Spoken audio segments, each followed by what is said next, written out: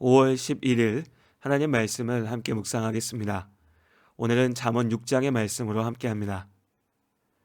지난 한 주 동안 하나님 안에서 지혜 있게 사는 삶이 중요하다는 것을 거듭해서 확인하였습니다. 이번 주에 나누게 되는 말씀들은 우리가 일상생활 가운데 반드시 기억하고 지켜야 할 지혜로운 삶의 원칙들에 대해서 전하고 있습니다. 그중 오늘 말씀의 시작은 한마디로 정리할 수 있습니다. 곧 보증 서지 말라는 것입니다. 사실 빚보증이 위험하다는 것은 꽤나 잘 알려져 있는 일상의 지혜입니다. 가족이나 일가 친척 혹은 지인의 빚보증을 섰다가 정작 자신은 구경도 해보지 못한 큰 돈을 대신 떠맡게 된 사람들의 어려움에 대한 소식을 어렵지 않게 듣게 됩니다. 억울하고 답답하지만 합법적으로 이루어진 계약이라면 어쩔 수 없는 책임이 됩니다.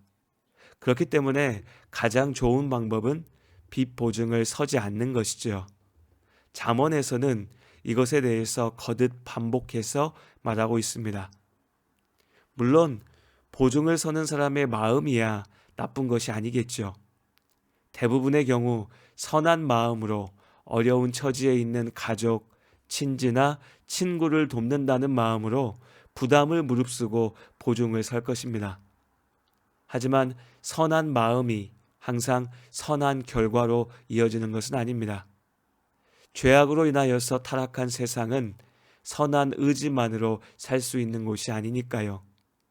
물론 그렇다고 해서 죄악을 무릅쓰고서라도 이익을 쫓아서 이익만 위해서 살아야 된다는 것은 결코 아닙니다. 다만 선한 의지로 좋은 결과를 보기 위해서는 지혜가 필요하다는 것입니다. 그렇기에 우리는 예수님의 말씀을 기억해야 합니다. 마태복음 10장 16절의 말씀입니다. 보라, 내가 너희를 보냄이 양을 이리 가운데로 보냄과 같도다. 그러므로 너희는 뱀같이 지혜롭고 비둘기같이 순결하라. 이 말씀을 이해할 때 절대 잊지 말아야 될 분명한 기준이 있습니다. 예수님께서는 지혜롭게 행동하라고 하셨지 죄를 지으라고 하지는 않으셨다는 것입니다.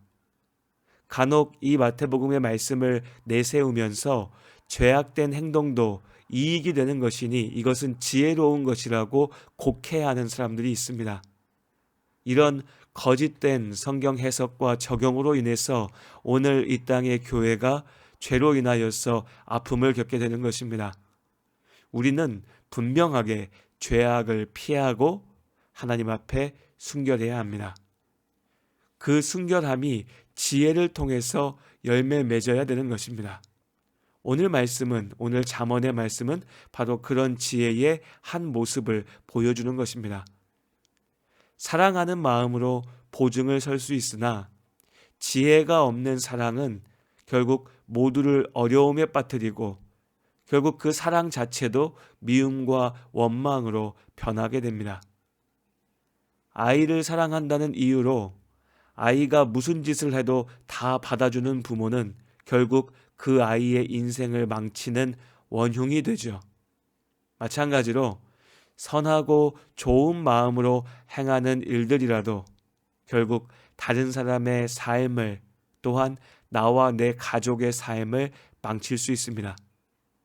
우리는 분명 선하고 따뜻한 마음을 잃어서는 안 됩니다. 그것이 우리의 마음의 중심에 항상 있어야 하죠. 다만 지혜로움으로 그 사랑을 이룰 수 있도록 하나님 앞에 지혜를 구하며 기도해야 합니다. 혹시라도 도움이 되실까 싶어서 이 말씀에 대한 제 나름의 기준과 적용에 대해서 말씀드리자면 저는 절대로 남을 대신해서 빚을 지거나 보증을 서지 않습니다. 물론 누가 목사에게 그런 거 부탁하지도 않으니까 아직까지 그럴 일도 없었지만 혹여 그런 일이 생기더라도 절대로 하지 않을 것입니다. 다만 정말로 내가 도와야 하는 사람이라면 내가 그렇게 사랑하는 사람이라면 보증을 서는 것이 아니라 차라리 내가 도울 수 있는 능력 안에서 내가 할 수 있는 범위 안에서 직접 도움을 주는 것이 옳다고 생각합니다. 그러니까 보증서 주는 게 아니라 내가 할 수 있는 돈이라고 한다면 그만큼의 금액을 준비해서 그냥 주는 거죠. 그냥 돕는 겁니다. 내가 사랑하는 마음으로요. 그리고 할 수만 있다면 이렇게 함께 도울 수 있는 사람들의 마음을 모아서 그 사람을 돕기 위해서 나설 수도 있을 겁니다. 어떤 경우에라도 내가 감당할 수도 없는 일을 잠시의 연민이나 동정으로 쉽게 결정하고 그것이 사랑이라고 함부로 말해서는 안 된다는 겁니다. 다시 말씀드리지만 이것은 제 나름의 적용입니다. 여러분 각자의 기준이 있으실 겁니다. 어떤 경우에라도요, 하나님의 지혜를 구하며 먼저 기도하시고 결정하시기 바랍니다. 그저 사람 좋은 결정이 올바른 결정은 아닐 수 있습니다. 우리에게는 지혜가 필요합니다. 또한 이어서 잠언 6장 6절에서 11절의 말씀은 게으름을 피하고 성실한 삶을 살라고 권면하고 있습니다. 이 또한 모르는 사람이 어디 있겠습니까?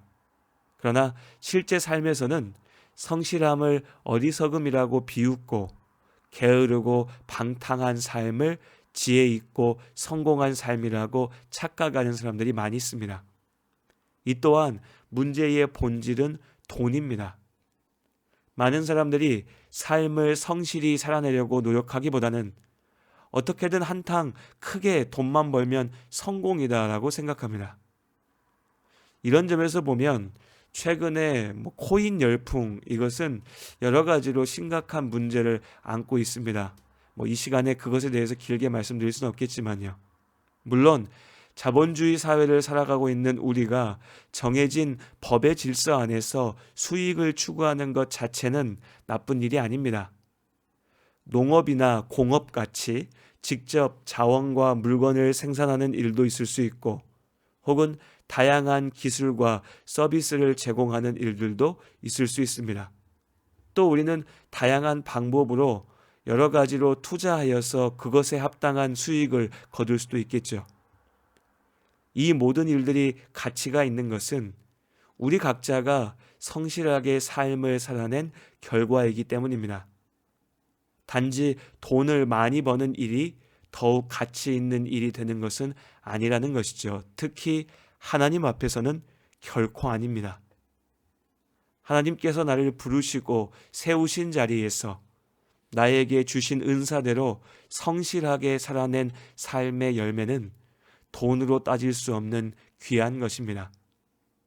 반대로 아무리 많은 돈을 벌더라도 그저 한순간에 행운에 의지한 것이라면 또한 한순간에 사라져버릴 헛된 것입니다. 나아가서 그것이 죄악의 결과라면 결국 스스로를 영원한 죽음으로 이끄는 독일 뿐이겠죠. 성실한 삶이 칭찬받고 존경받는 사회가 건강한 사회입니다. 특히나 우리들 그리스도인들의 삶은 더욱 그러해야 합니다. 우리는 하나님 나라를 이루며 사는 하나님의 자녀들입니다. 세상을 사는 동안에도 나의 시민권이 하나님 나라에 있음을 잊어서는 안 됩니다. 날마다의 삶 속에서 지혜로 선을 이루며 누구보다 열심을 다해 살아가는 우리가 될 수 있기를 바랍니다. 오늘도 하나님께서 우리의 삶에 합당한 지혜와 능력을 더해 주시기를 예수님의 이름으로 기도합니다. 전능하신 나의 주 하나님은 능치 못하실 일 전혀 없네. 우리의 모든 간구도 우리의 모든 생각도 우리의 모든 꿈과 모든 소망도 신실하신 나의 주 하나님은 우리의 모든 괴로움 바꿀 수 있네. 불가능한 일 행하시고 죽은 자를 일으키시니 그를 이길 자 아무도 없네. 주의 말씀 의지하여 깊은 곳에 금을 던져 오늘 그가 놀라운 일을 이루시는 것 보라. 주의 말씀 의지하여 믿음으로 금을 던져 믿는 자에게 능치 못함 없네.